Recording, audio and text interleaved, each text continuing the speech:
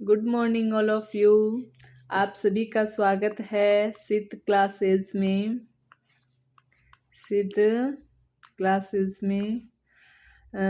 आप सबने देखा होगा पार्ट फर्स्ट में हमने क्या स्टार्ट किया है, चैप्टर नंबर फर्स्ट रासायनिक अभिक्रियाएं एवं समीकरण। अब हम इसके आगे के टॉपिक पढ़ेंगे। उसमें हमने क्या क्या पढ़ा, उसमें हमने पढ़ा था भौतिक परिवर्तन क्या होता है, रासायनिक परिवर्तन क्या होता है, भौतिक एवं रासायनिक परिवर्तन में क्या अंतर होते हैं। ये सारी चीजें पार्ट फर्स्ट में पढ़ चुके हैं। अगर आपने नहीं देखा है तो आप इसका पार्ट फर्स्ट देख लीजिए। और अब हम स्टार्ट करेंगे इसके आगे का टॉपिक। ठीक है, चलो आगे चलते हैं। अब आज हम पढ़ेंगे कि रासायनिक अभिक्रिया की पहचान कैसे करते हैं, कि कोई भी रासायनिक अभिक्रिया हुई है या फिर नहीं हुई है, इसकी हम पहचान कैसे करेंगे। तो रासायनिक अभिक्रिया को पहचानने के तरीके, रासायनिक अभिक्रिया को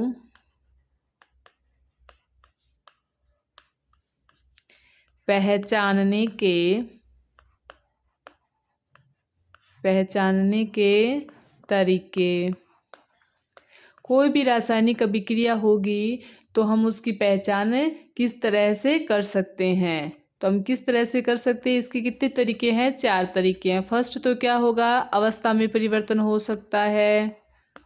दूसरा, अवस्था में परिवर्तन हो सकता है। दूसरा क्या तरीका है, दूसरा है कि रंग में परिवर्तन हो सकता है, रंग में परिवर्तन। और तीसरा जो तरीका है वो है कि क्या हो सकता है, ताप में परिवर्तन।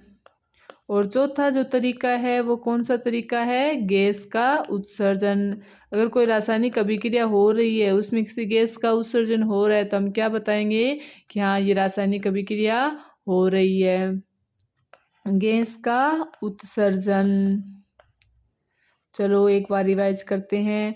रासायनिक अभिक्रिया को पहचानने के तरीके कितने हैं, 4 है। 1 नंबर अवस्था में परिवर्तन, 2 रंग में परिवर्तन, 3 नंबर ताप में परिवर्तन, 4 नंबर गैस का उत्सर्जन। अब हम एक एक टॉपिक लेके इनके आगे स्टडी करेंगे। 1 नंबर टॉपिक क्या है, अवस्था में परिवर्तन। 1 नंबर टॉपिक क्या है, अवस्था में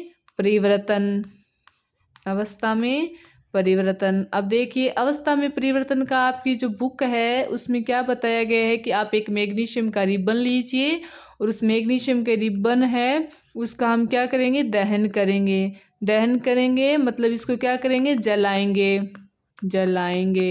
जब इस मैग्नीशियम के रिबन का दहन किया जाता है या इसको जलाया जाता है तो क्या बनता है, मैग्नीशियम ऑक्साइड। यानी मैग्नीशियम ऑक्साइड का क्या बनता है, चूर्ण।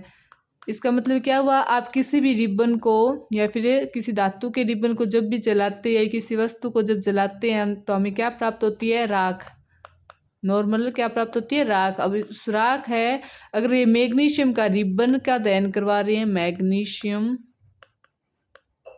का रिबन, अगर हम मैग्नीशियम के रिबन का दहन करा रहे हैं तो ये जो राख बनेगी, ये जो चूर्ण बनेगा वो किसका होगा, मैग्नीशियम ऑक्साइड। किसका होगा, मैग्नीशियम ऑक्साइड का। किसका चूर्ण होगा, ये मैग्नीशियम ऑक्साइड का। इसका मतलब क्या हुआ, ये जो पहले रिबन था ये अब किस में आ गया, चूर्ण फॉर्म में आ गया।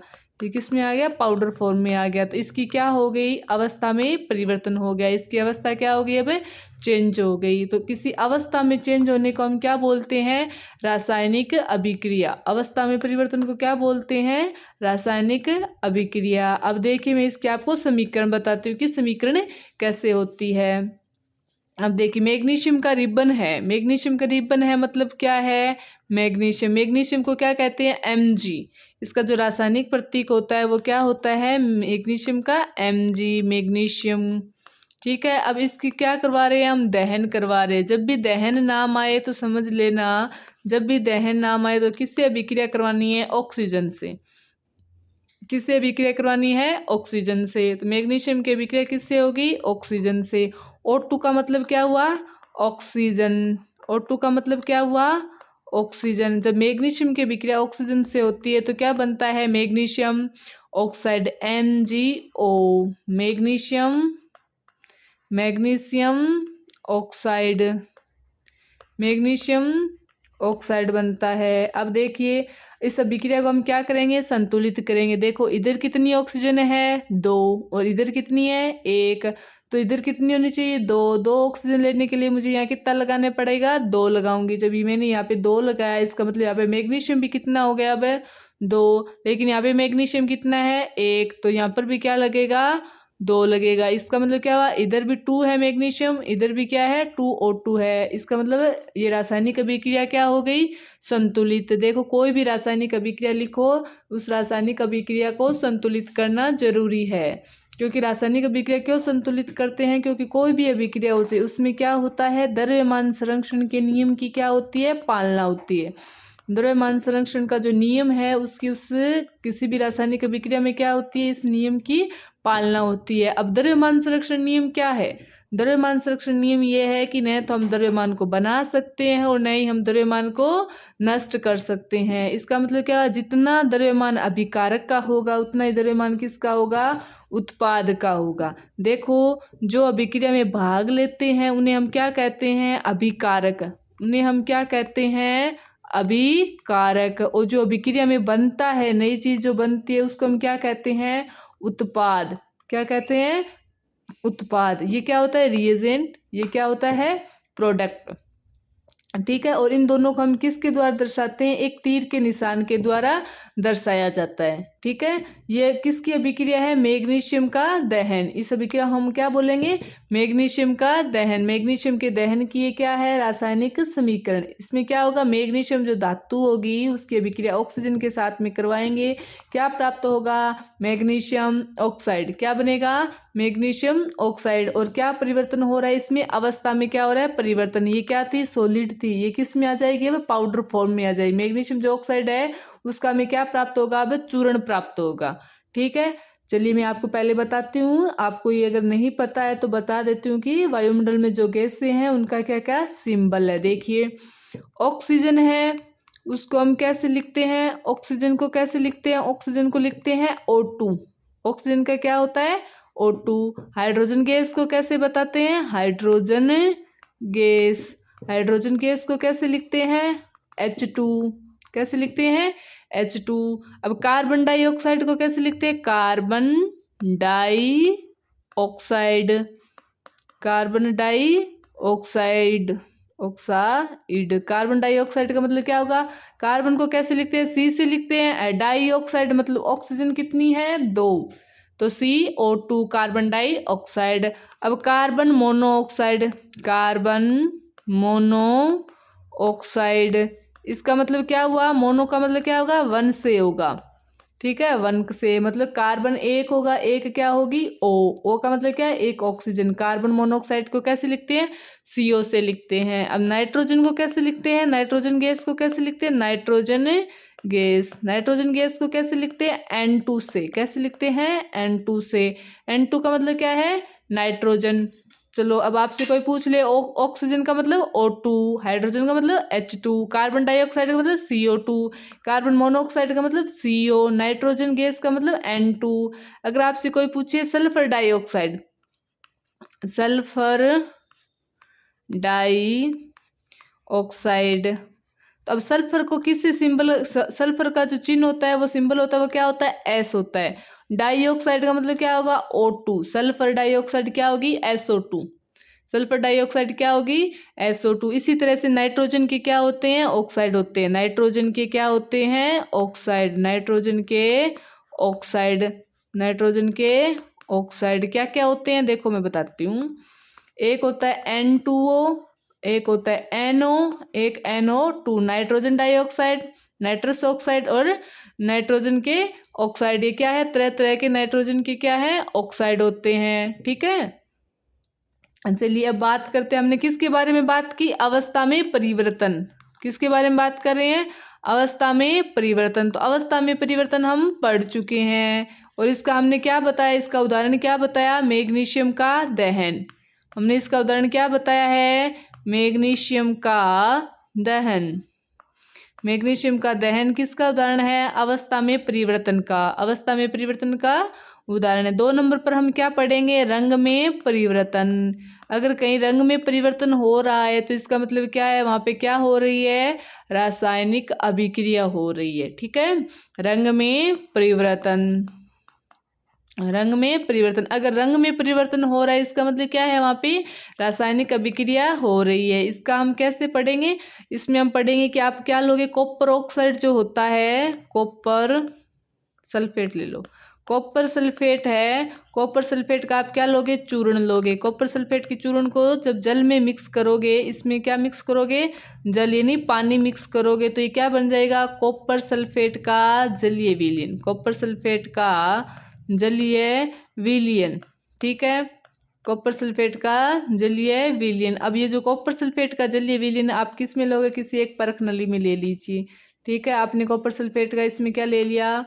विलयन ले लिया। अब इसमें आप क्या करोगे? एक है ना आयरन की कील, आयरन नहीं लोह की कोई भी कील, लोह जो है ना लोह की कील, जब इस कॉपर सल्फेट के विलयन में जब आप लोहे की कील डालोगे तो आप थोड़ी देर बाद में क्या देखोगे कि इस कील पे क्या लग जाएगी? जंग लग जाएगी। क्या लग जाएगी? जंग लग जाएगी। ये जो कॉपर सल्फेट का जो विलयन है इसका रंग क्या होता है? नीला रंग। क्या रंग होता है? नीला। और आप देखोगे कि थोड़ी देर बाद में जो नीला रंग है वो किस में परिवर्तित हो जाएगा? हरे रंग में। किस में परिवर्तित हो जाएगा? हरे रंग में। इसका मतलब क्या हुआ? नीला रंग किस में परिवर्तित हो रहा है? हरे रंग में। नीला रंग किस में परिवर्तित हो रहा है? हरे रंग में। इसका मतलब क्या हो रहा है? यहाँ पे रंग में परिवर्तन हो रहा है, और रंग में परिवर्तन होगा तो हम जानते हैं ये एक क्या है? रासायनिक अभिक्रिया है। चलो मैं आपको इसकी रासायनिक समीकरण समझाती हूँ। मैंने क्या बताया? आप कॉपर सल्फेट ले आओ। कॉपर सल्फेट का सूत्र क्या होता है? CuSO4, ऐसे CuSO4। ये क्या हुआ? Copper sulphate. जलीय विलयन को कैसे लिखते हैं? AQ। AQ का मतलब क्या हुआ? एक्वस। ये क्या है आपके? कॉपर सल्फेट का जलीय विलयन, कॉपर सल्फेट का जलीय विलयन। अब ये जो कॉपर सल्फेट का जो जलीय विलयन है इसमें आपने क्या लगाई थी? एक आयरन की कील, मतलब लोहे की कील लगाई थी। आयरन का सूत्र क्या होता है? आयरन का सिंबल क्या होता है? Fe। Fe क्या है? कील क्या होती है? ठोस।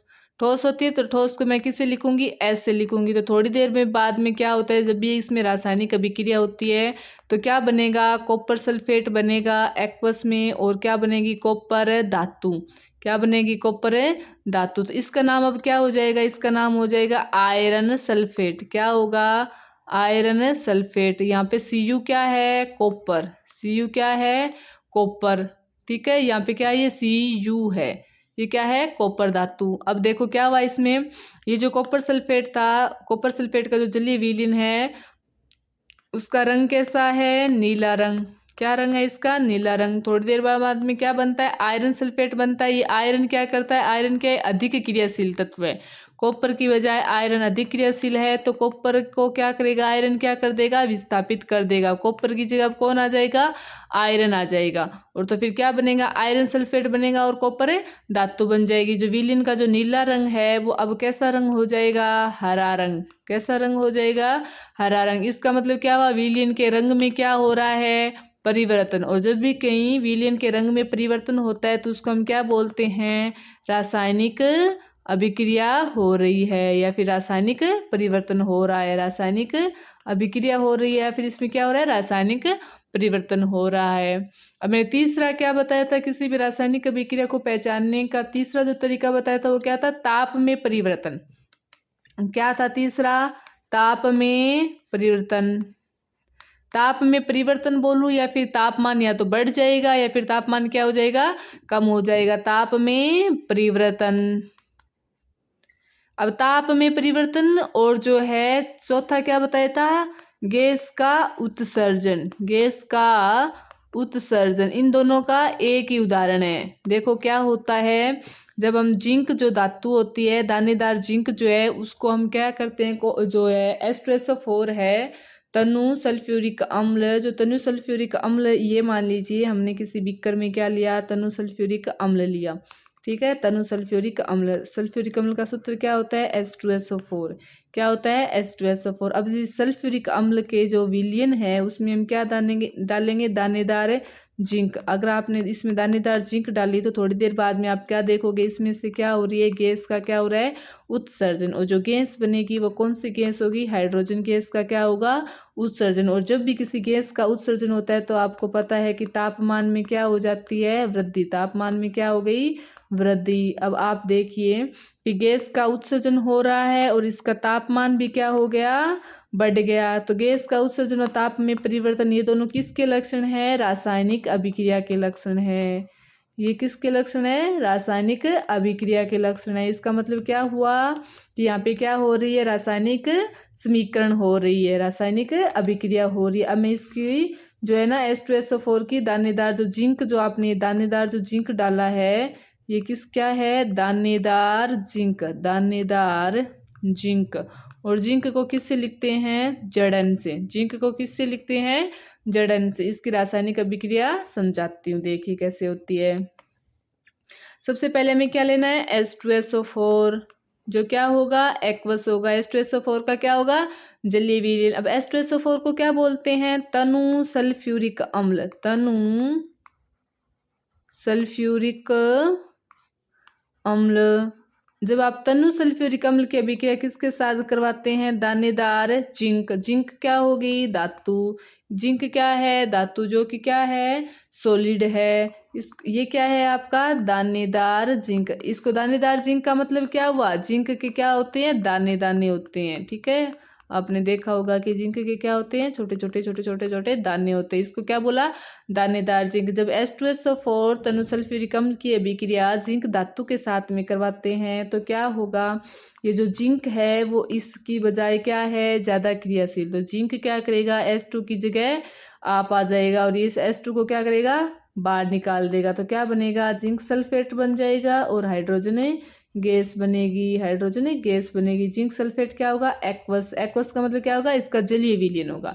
इसका नाम क्या हुआ जिंक सल्फेट, इसका क्या नाम हुआ जिंक सल्फेट। और ये H2 क्या हो गई हाइड्रोजन गैस, क्या हो जाएगी हाइड्रोजन गैस, समझ गए हाइड्रोजन गैस। अब जो हाइड्रोजन गैस जो बनेगी वो विलयन से क्या निकलेगी बाहर निकलेगी। तो इसका मतलब क्या हुआ इसमें क्या हो रहा है गैस उत्सर्जन, इसमें क्या हो रहा है गैस का उत्सर्जन। और जब भी किसी गैस का उत्सर्जन होता है तो तापमान में क्या होती है वृद्धि, तापमान में क्या होती है वृद्धि। तो तापमान में तो वृद्धि हो रही है और गैस का क्या हो रहा है उत्सर्जन हो रहा है। इसका मतलब ये एक क्या है रासायनिक अभिक्रिया, ये एक क्या है रासायनिक अभिक्रिया। चलिए मैं आपको एक बार रिवाइज करवा देती हूँ कि हमने क्या क्या पढ़ा है। हम पढ़ रहे हैं रासायनिक अभिक्रिया को पहचानने के तरीके, रासायनिक अभिक्रिया को पहचानने के तरीके, रासायनिक अभिक्रिया को पहचानने के तरीके, अभिक्रिया को पहचानने के तरीके। और इसमें मैंने क्या क्या तरीके बताए आपको, 4 तरीके बताए। पहला क्या था पहला था हमारा अवस्था में परिवर्तन, दूसरा क्या था रंग में परिवर्तन, तीसरा तापमान में परिवर्तन और चौथा गैस का उत्सर्जन। अब जो ये था अवस्था में परिवर्तन इसमें मैंने आपको क्या बताया मैग्नीशियम का दहन, क्या बताया मैग्नीशियम का दहन। दूसरा जो था आपका रंग में परिवर्तन उसमें मैंने क्या बताया कॉपर सल्फेट के विलयन में जब आप आयरन की कील या फिर आयरन की छड़ डालोगे तो क्या हो जाएगा आयरन सल्फेट बनेगा और कॉपर धातु बन जाएगी। तो इसका जो नीला रंग होगा विलयन का वो कैसा हो जाएगा हरा रंग हो जाएगा। तो ये क्या हो रहा है रंग में परिवर्तन हो रहा है। चौथा जो मैंने आपको बताया है तापमान में परिवर्तन और गैस का उत्सर्जन, इन दोनों का मैंने एक ही उदाहरण बताया है कि H2SO4 जो तनु सल्फ्यूरिक अम्ल है इसकी अभिक्रिया हम दानेदार जिंक के साथ करवाते हैं तो जिंक सल्फेट बनता है और हाइड्रोजन गैस का क्या होता है उत्सर्जन। अब जो हाइड्रोजन गैस बन रही है इसके कारण यहाँ पर क्या होगी तापमान में क्या हो जाएगी वृद्धि हो जाएगी। इस तरह से हम क्या कर सकते हैं किसी भी रासायनिक अभिक्रिया की पहचान कर सकते हैं। चलो अब हम पढ़ते हैं नेक्स्ट टॉपिक, उसमें हम क्या पढ़ेंगे रासायनिक अभिक्रिया एवं समीकरण। तो रासायनिक अभिक्रिया के कौन कौन से घटक होते हैं, रासायनिक अभिक्रिया के घटक, इसका मतलब क्या हुआ, इसका मतलब ये है कि रासायनिक अभिक्रिया में क्या क्या होता है। तो इसमें क्या होता है एक तो क्या होता है अभिकारक होता है, क्या होता है अभिकारक। एक क्या होता है, उत्पाद होता है। और इन दोनों को क्या करते हैं, संतुलित समीकरण के रूप में लिखते हैं। इन दोनों के आपस में क्या लिखते हैं, हम संतुलित समीकरण लिखते हैं। यानी क्या हुआ, जितना हमारा अभिकारक हम भाग लेंगे, अभिक्रिया में भाग लेने वाला जो होता है पदार्थ, वो क्या होता है, अभिकारक। अभिक्रिया में भाग लेने वाले यौगिक, तत्व, पदार्थ अभिकारक होता है। ये आपस में मिलकर क्या बनाते हैं, उत्पाद। क्या बनाते हैं, उत्पाद। जो हमारा उत्पाद है वो अभिक्रिया में बनने वाला पदार्थ होता है। ये अभिक्रिया में भाग लेने वाला पदार्थ होता है और ये अभिक्रिया में बनने वाला पदार्थ होता है। ठीक है। और अभिकारक को हम किस साइड में लिखते हैं, हमेशा बाएं साइड में। किस साइड में लिखते हैं, बाएं साइड में। और उत्पाद को किस साइड में लिखते हैं, दाएं साइड में। ठीक है। और अभिकारक जो होंगे वो क्या होंगे, क्रियाशील तत्व होंगे, तभी तो क्या बन रहा है, नया उत्पाद बन रहा है। ठीक है। ये क्या होगी, रासायनिक अभिक्रिया के तत्व। अगर आपसे कोई पूछे ना रासायनिक अभिक्रिया के घटक बताओ, तत्व बताओ, या रासायनिक अभिक्रिया में क्या क्या होता है, रासायनिक अभिक्रिया के बारे में बताओ, तो आप क्या बोलोगे कि रासायनिक अभिक्रिया के दो भाग होते हैं, एक अभिकारक होता है, एक उत्पाद होता है।